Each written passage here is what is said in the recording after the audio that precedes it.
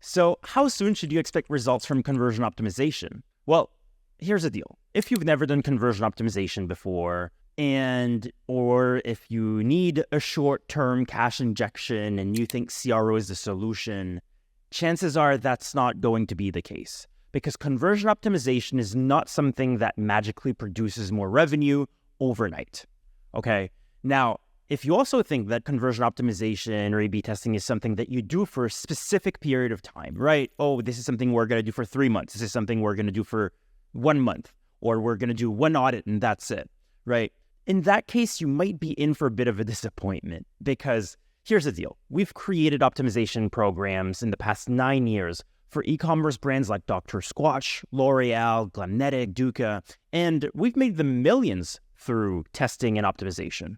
But you'll see one thing, and it's that the most common denominators amongst the brands that's gotten the most results through optimization is patience and focus on the process. Just like cumulative interest, but also like SEO or content marketing, conversion optimization is something that you get the more results from the longer you do it. Because at its core, conversion optimization is about testing and understanding what works, what doesn't work, what resonates with your customers, what maybe doesn't resonate, and you take those learnings to come up with new solutions to problems you're seeing on your website, and then you're testing those solutions. And what that means is the more learnings you have, the more you know what works, what doesn't work, the more insights you have, the stronger your test becomes, the stronger and the more impact your optimization program will have. So you see, optimization is not a tactic. It's really a process.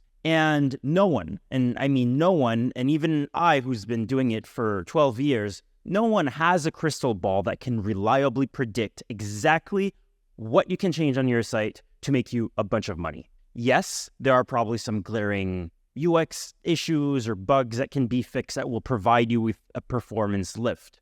But what I'm talking about, real conversion optimization, where we're testing things, we're trying new solutions, and, what you see from big $1 million case studies, that's not something that happens overnight. It's rarely something that happens in a month or 2 months or 3 months. It's something that happens over time, right? Now, if we knew exactly what to change on your site to make you more money, well, then we'd all be billionaires, right? This industry would just be ripe with billionaires.